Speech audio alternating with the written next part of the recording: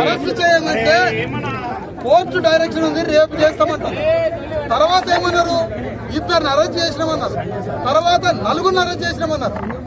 నలుగురిని ఏ పేర్లు గల్ల వాళ్ళని అరెస్ట్ చేసిండ్రు, ఏ సెక్షన్లు పెట్టిండ్రు, ఏ పేర్లని కలిగిన వాళ్ళని అరెస్ట్ చేసిండ్రు, ఎవరిని అరెస్ట్ చేసిండ్రు, ఏ పేరుతో ఉన్న వాళ్ళని అరెస్ట్ చేసిండ్రు, ఏ సెక్షన్లు పెట్టిండ్రు.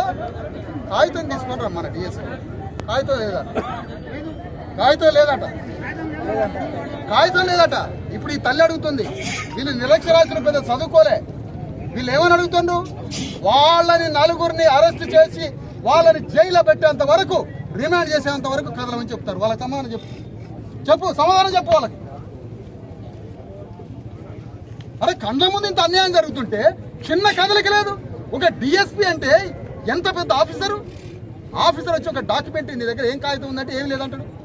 ఎవరిని అరెస్ట్ చేసినావు, వాళ్ళ పేర్లేంటి, ఏం సెక్షన్లు పెట్టినావు వాళ్ళ మీద, ఏది కాగితం ఇది, ఏమి లేదు నీ దగ్గర. ఏం ఒత్తిడి వస్తుంది, ఎంత ఒత్తిడిలో ఉన్నారో నాకు తెలియదా. మీరు నన్ను నమ్మండి అంటే ఎట్లా నమ్ముతావు, నిన్ను ఏ విధంగా నమ్ముతాము? నిన్ను ఇంపాసిబుల్, నిన్ను నమ్మలేవు. ఎందుకు?